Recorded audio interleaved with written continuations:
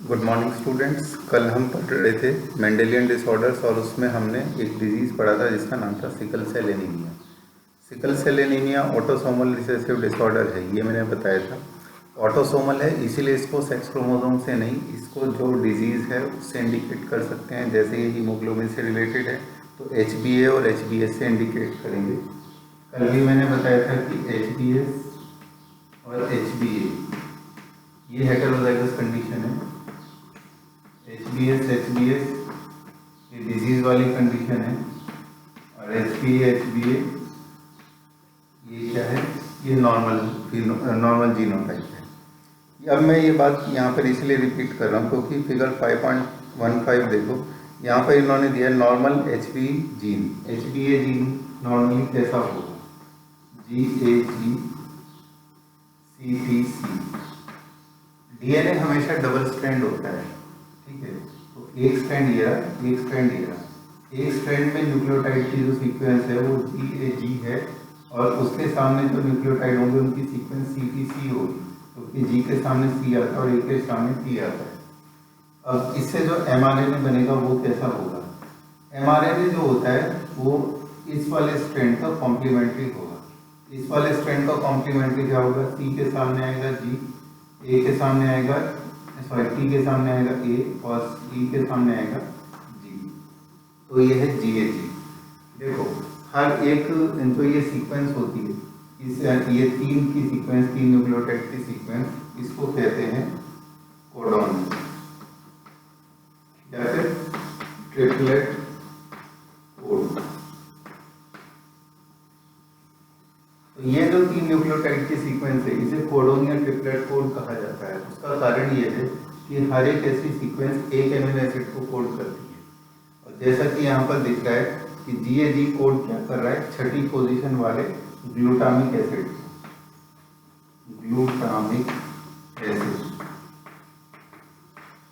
यही कारण है कि हर एक जीन का हम क्या कहते हैं कि एक ना एक जीन प्रोडक्ट होता है।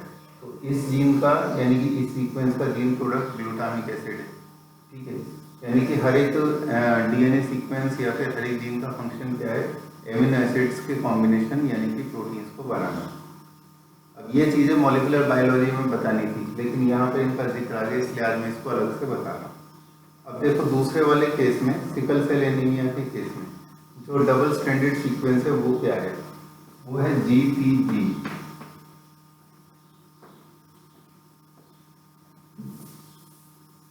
अब GTG के केस में तुम देखो कि GAG और GTG में फर्क क्या है, सिर्फ एक न्यूक्लियोटाइड डिस्प्ले होता है। तो अब इसके सामने क्या आएगा, CAC, आना क्या था CTC। अब इससे जो mRNA बनेगा वो क्या होगा, वो होगा GUG, क्योंकि C के सामने आएगा G, A के सामने आएगा U और C के सामने आएगा G। जब भी हम DNA की बात करें तो A के सामने T आता है और T के सामने A आता है, लेकिन जब भी DNA से RNA बनने की बात आए तो RNA में हमेशा यूरेसिल पाया जाता है। लास्ट टाइम हमने देखा था उसमें T यानी कि थाइमिडीन नहीं पाया जाएगा। तो जब भी A के सामने आने की बात होगी तो ये तो mRNA बन रहा है, ये भी mRNA बन रहा है, तो यहाँ पर T नहीं आएगा, यहाँ पर आएगा U। ये कारण है कि A के सामने मैंने T की बजाय U लिखा है। अब GUG से क्या बनेगा, GUG से बनेगा वेलिन, क्योंकि ये वाला जो कोड है ये कोड करता है इस एमिनो एसिड को। ये कोडिंग क्या होती है और ये एमिनो एसिड कैसे सिंथेसाइज होते हैं, कैसे फॉर्मेशन होता है एमिनो एसिड्स के कॉम्बिनेशन का यानी प्रोटीन्स का, इसको हम नेक्स्ट चैप्टर में पढ़ेंगे जिसका नाम ट्रांसलेशन है। लेकिन यहाँ तुम इतना समझ सकते हो कि एक छोटी सी पॉइंट म्यूटेशन की वजह से A की बजाय अगर T आ गया तो उसकी वजह से एमिनो एसिड चेंज हो गया। और ये तुम जानते हो कि प्रोटीन्स का जो फाइनल स्ट्रक्चर होता है जिसे टर्शरी स्ट्रक्चर कहते हैं या क्वाटर्नरी स्ट्रक्चर कहते हैं, उसमें जो फोल्डिंग होती है वो एमिनो एसिड के एक दूसरे के साथ इंटरेक्शन के ऊपर बेस्ड होती है। तो अगर एक एमिनो एसिड भी चेंज हो जाए तो पूरे प्रोटीन का स्ट्रक्चर गड़बड़ा सकता है। यही कारण है कि ये जो ये वाले पेशेंट है सिकल सेल एनीमिया वाले, इनके केस में लो ऑक्सीजन कंसंट्रेशन में हीमोग्लोबिन की शेप गड़बड़ा जाती है और आरबीसी की शेप कैसी हो जाती है, सिकल सेल। ठीक है, ये वाला कंसेप्ट कल और आज और मैंने खोल के बताया। अब मैं एक और बात बताने वाला हूँ। फिनाइलकीटोनुरिया नाम का जो डिजीज़ है ये भी ऑटोसोमल रिसेसिव है। अब इसको भी हम कैसे इंडिकेट करेंगे, जैसे उसको HbA/HbS से इंडिकेट किया था, उसी तरह से फिनाइलकीटोनुरिया को कैसे इंडिकेट करेंगे। ए का मतलब है नॉर्मल क्रोमोसोम, क्योंकि ऑटोसोम से सेक्स होते तो XaY लिखते, और AP का मतलब है दूसरा ऑटोसोमल क्रोमोसोम जिसके ऊपर फिनाइलकीटोनुरिया वाले जीन्स हैं। तो ये कंडीशन कैसी हो गई, हेटेरोजाइगस, ये कैसी हो गई, होमोजाइगस नॉर्मल, और ये कैसी हो गई, ये हो गई होमोजाइगस रिसेसिव जिसमें डिजीज होगा। तो ये मैंने तीनों केस इसके भी बता दिए। जब भी ऑटोसोमल डिजीज़ की बात है उसको ए से इंडिकेट कर सकते हैं, या वो जिस डिजीज़ की बात कर रहे हैं, जैसे हीमोफीलिया वाले में हमने HB यानी हीमोग्लोबिन को का यूज़ किया था सिंबल, तो उसको यूज़ कर सकते हैं। चलो अब हम बढ़ते हैं, आज का जो मेन टॉपिक है वो है क्रोमोसोमल डिसऑर्डर।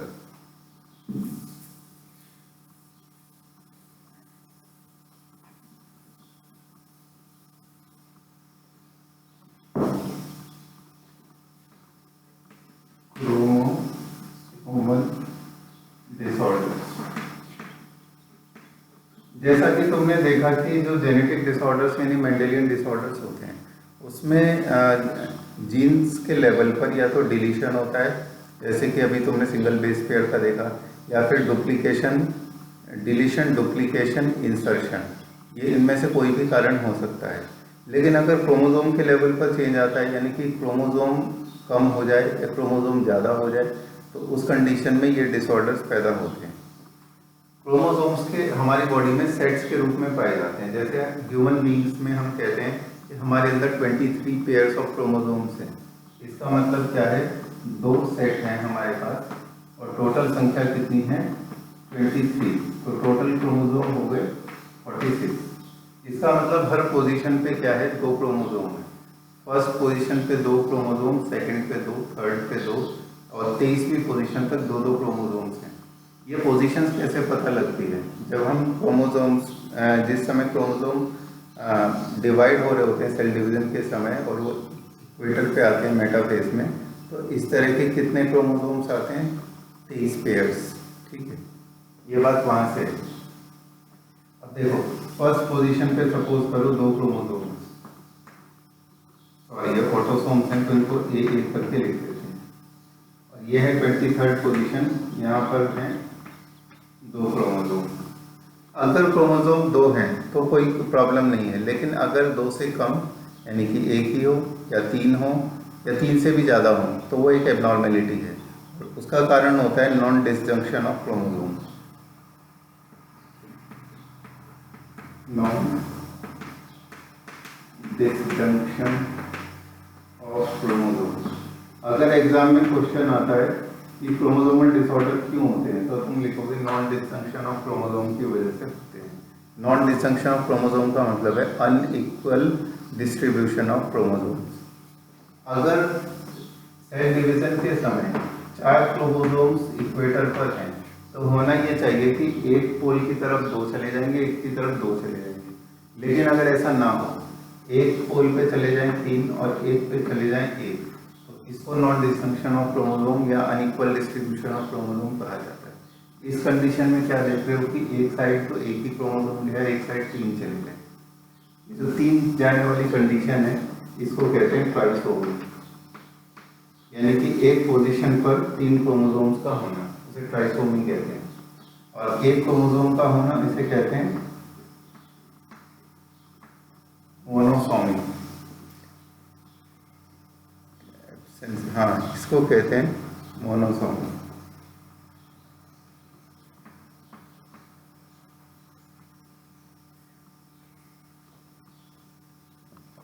चलो अब हम देखते हैं कुछ और टाइप्स, कुछ और टर्म्स।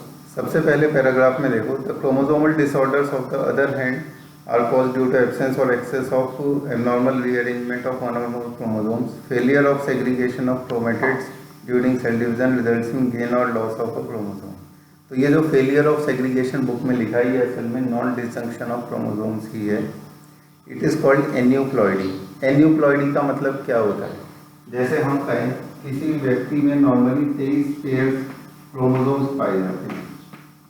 लेकिन अगर इसमें किसी एक पोजीशन पर अगर एक कम हो जाए तो हम उसे क्या लिखेंगे 22n यानी 22 इंटू 2 प्लस 1, क्योंकि एक पोजीशन से अब क्या है एक चला गया। उसी तरह से अगर एक पोजीशन पे एक बढ़ जाए तो हम क्या लिखेंगे, उसे हम लिखेंगे 23 इंटू 2 प्लस 1। तो इस तरह से अगर सपोज करो पूरा का पूरा सेट इंक्रीज ना हो तो उसे एन्यूप्लॉइडी कहते हैं।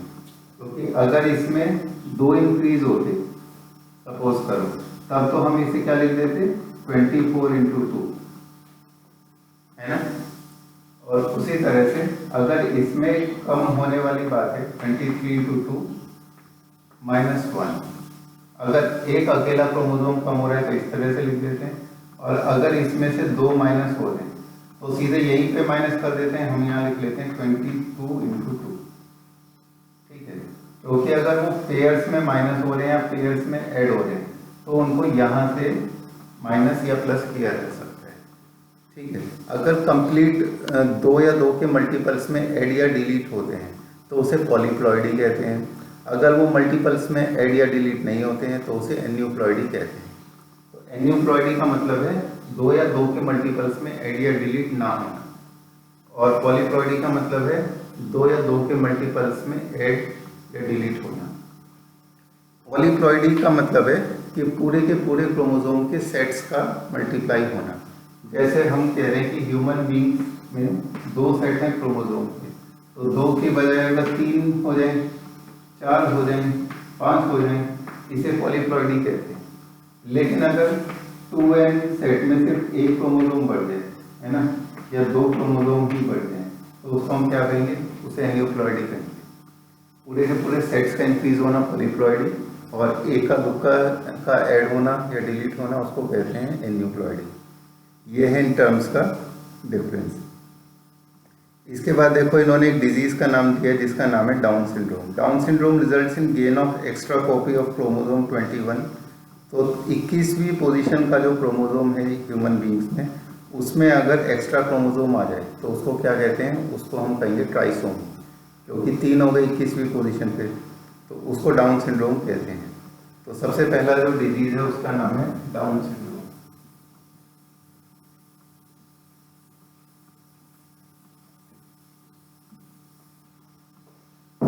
सबसे पहले डिजीज का नाम है डाउन सिंड्रोम।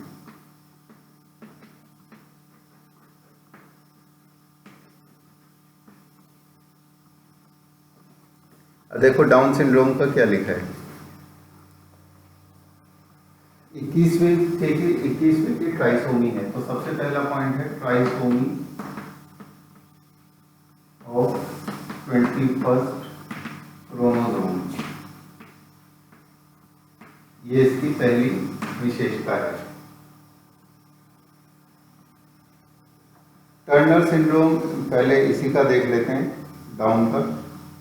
टर्नर सिंड्रोम में क्या लिखा है, loss of x chromosome in human female. तो टर्नर जो होंगे, Turner syndrome, Turner syndrome means monosomy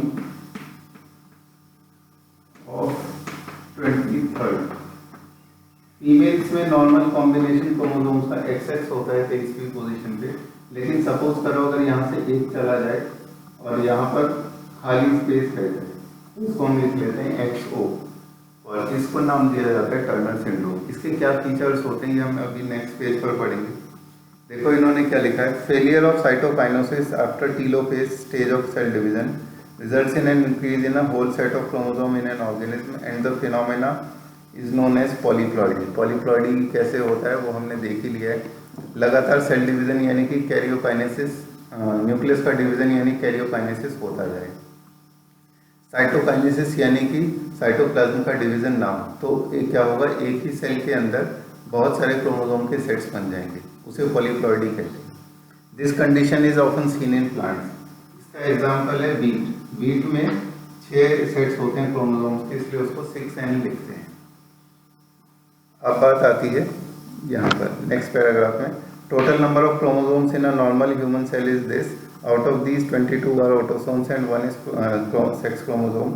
Sometimes, though rarely, then an additional copy may be included. Situations are known as trisomy और monosomy, ये सब तो मैंने बता दिया। ठीक है, अब जाके सबसे पहले का नाम दिया इन्होंने डाउन सिंड्रोम से। डाउन सिंड्रोम में लिखा है इन्होंने ट्राइसोमी है ये 21st की। पहली बार इसको डिस्क्राइब किया था लैंगडॉन डाउन ने, तो साइंटिस्ट का नाम है लैंगडॉन डाउन, डिस्कवर्ड।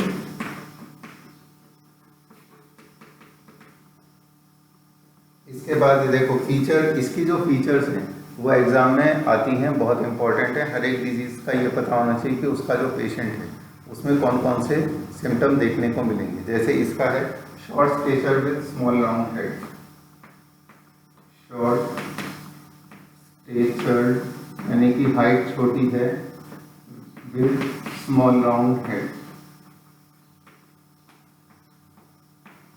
यानी कि छोटा और गोल सिर है। इसके बाद है furrowed tongue and partially open mouth, furrowed tongue and partially open mouth. तो ऐसे जो लोग हैं इनका मुंह पार्शियली खुला रहता है हर समय, यानी कि अध खुला हमेशा बना रहेगा। और दूसरी बात कि इनकी फरोड टंग है, यानी कि जो इनकी टंग है वो इस तरह से हो जाती है, जैसे सपोज ये टंग है तो इसमें यहाँ पर तो आ जाएगा डिप्रेशन और साइड से ये उठी हुई होगी, तो उसका मतलब क्या है कि टंग की शेप हो जाएगी ऐसे, मुड़ी हुई टंग रहेगी, उसे फरोड टंग कहते हैं। इसके बाद है palm is broad with characteristic palm crease, broad palm with characteristic palm crease. इसका मतलब ये हुआ चौड़ी हथेली है और हथेली में सलवटें हैं, तो उसको कहते हैं characteristic palm crease. Physical, psychomotor and mental development is retarded, तो इस पर्सन की शारीरिक, मानसिक और इसके अलावा चीज़ों को उठाने की और उन्हें संभालने की, यानी कि साइकोमोटर जो स्किल्स होते हैं ये सारे के सारे रिटार्डेड हैं। रिटार्डेड यानी कि वो सारी जो डेवलपमेंट है वो बहुत ही स्लो है या अनडेवलप्ड है। तो physical, psychomotor and mental, physical, psychomotor and mental development retarded. इसका मतलब ये हुआ कि मानसिक रूप से भी ऐसे अविकसित लोग होते हैं, शारीरिक रूप से भी होते हैं। साइकोमोटर का मतलब है कि अपनी मसल्स को वो प्रॉपरली यूज़ नहीं कर पाते कोई भी काम करने में, है ना। नॉर्मल जो डे टू डे लाइफ के होते हैं, जैसे चीज़ों को पकड़ना, एक से दूसरी जगह चलना, उठना बैठना, ये सब चीज़ें वो प्रॉपरली नहीं कर पाते। इसके बाद आता है नेक्स्ट सिंड्रोम जिसका नाम है क्लाइनफेल्टर सिंड्रोम। इन सब डिजीज़ को या डिसऑर्डर्स को हम सिंड्रोम इसीलिए कहते हैं क्योंकि इनमें मल्टीपल सिम्टम्स देखने को मिलते हैं, इसीलिए इनको सिंड्रोम कहा जाता है। सिंड्रोम का मतलब होता है कि ऐसा डिसऑर्डर जिसमें कि मल्टीपल सिम्टम्स देखने को मिले। तो नेक्स्ट है क्लाइनफेल्टर सिंड्रोम।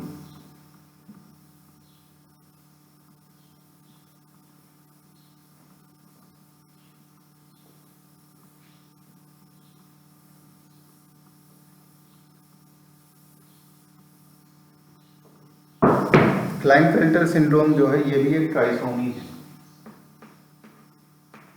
क्लाइनफेल्टर सिंड्रोम, अब ये किसकी ट्राइसोमी है? ट्राइसोमी ऑफ 23rd क्रोमोसोम, यानी 23rd पोजीशन पर 2 की बजाय 3 क्रोमोसोम है, तो उसको कहते हैं ट्राइसोमी।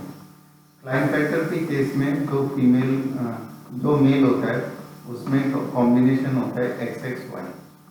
ऐसे व्यक्ति के अंदर हमें क्या फीचर देखने को मिलेंगी?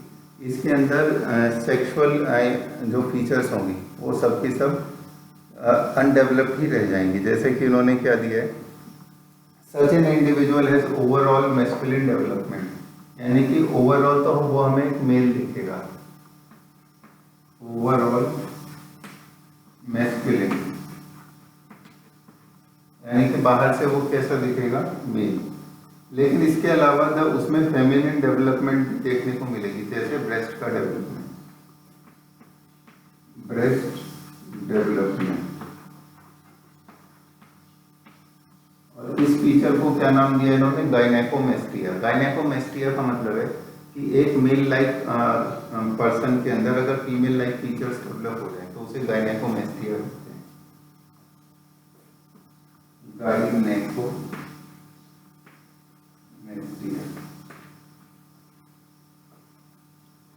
इसके बाद such individuals are sterile. Sterile का मतलब है कि वो फर्टाइल नहीं है, ना तो उनके अंदर रिप्रोडक्टिव ऑर्गन्स फंक्शनल होंगे और ना ही उनके अंदर गैमीट्स बनेंगे।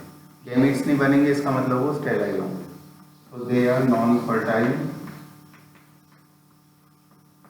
यानी कि स्टेराइल होते हैं।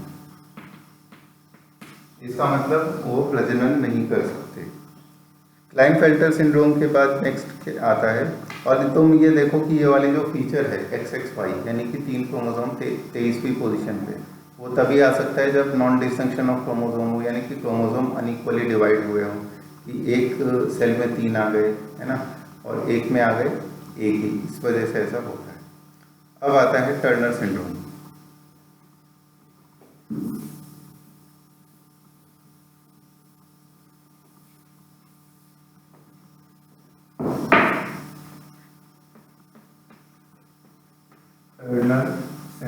टर्नर सिंड्रोम के बारे में स्टार्टिंग में हमने देखा था कि ये ऐसी फीमेल्स होती हैं जिसमें 23वीं पोजीशन पर एक क्रोमोसोम कम होता है, यानी कि उनके केस में हम क्या लिखेंगे, जीनोटाइप XO, कि 23वीं पोजीशन पर एक ही क्रोमोसोम है, दूसरी जो पोजीशन है उसके होमोलोगस क्रोमोसोम की वो खाली है, तो उनको लिखते हैं XO। ऐसी फीमेल्स होती हैं स्टेराइल, यानी कि उनमें जो ओवरीज होती हैं वो नॉन फंक्शनल होती हैं, उनके अंदर एग फॉर्मेशन नहीं होती, और एग नहीं बनेगा इसका मतलब मेंस्ट्रुअल साइकिल भी ऑपरेट नहीं होती।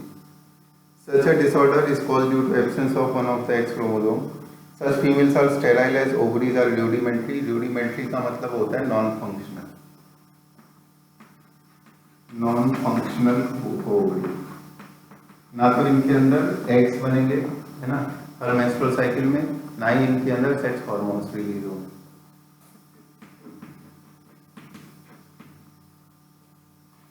Besides other features including lack of other secondary sexual character.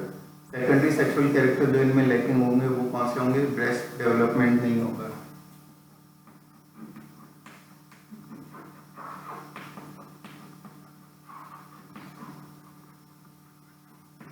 इसके अलावा दूसरी जो फेमिनाइन फीचर है वो भी पुअरली डेवलप होंगी। तो ये जो थे, ये थे हमारे क्रोमोसोमल डिसऑर्डर्स। देखो फिगर 5.17 देखो और 5.16 देखो, इसमें इन्होंने क्या दिखाया है, 5.16 में दिखा है इन्होंने डाउन सिंड्रोम वाला बच्चा। इसका जो फेस कैसा है, ब्रॉड फ्लैट फेस, साथ में many loops on finger tips palm crease, यानी कि इसकी पाम में क्रीज है, ब्रॉड पाम है इसकी। बिग एंड रिंकल टंग, टंग बड़ी है और उसमें क्या है, बीच में सलवटें हैं। कंजेनाइटल हार्ट डिजीज का मतलब होता है कि इनको जन्म से ही हृदय के रोग होते हैं, जैसे किसी किसी की वाल्व्स खराब होती है। अब आते हैं इस साइड, डाउन सिंड्रोम में क्या लिखा था कि 21वीं पोजीशन पर 3 क्रोमोसोम है। तो अगर तुम यहाँ पर देखो तो ये नीचे की साइड जो 21 लिखा है यहाँ पर 3 छोटे छोटे क्रोमोसोम बनाए गए। और फिगर 5.17 में क्या दिखा है, पहला वाला जो है वो क्लाइनफेल्टर सिंड्रोम है, यानी कि ये हमें मेल दिख रहा है लेकिन इसके अंदर ब्रेस्ट डेवलपमेंट भी है, तो ये क्लाइनफेल्टर सिंड्रोम हुआ। दूसरे वाले केस में टर्नर सिंड्रोम है, ये फीमेल दिख रही है लेकिन इसके जो रिप्रोडक्टिव ऑर्गन्स हैं जैसे कि ओवरीज या फिर ब्रेस्ट, ये नॉन फंक्शनल या पुअरली डेवलप्ड होंगे। तो ये इन्होंने डायग्राम्स के थ्रू हमें समझाया। So in this way we complete this chapter, और नेक्स्ट टाइम हम स्टार्ट करेंगे मॉलिक्यूलर बायोलॉजी वाला चैप्टर। और उस चैप्टर को सभी लोग जब भी मैं पढ़ाऊँगा बहुत केयरफुली समझना। टॉपिक वाइज छोटे छोटे लेसन्स लूँगा, लेकिन वो ये मैं इसीलिए कह रहा हूँ क्योंकि बच्चों को हर साल वही सबसे टफ लगता है।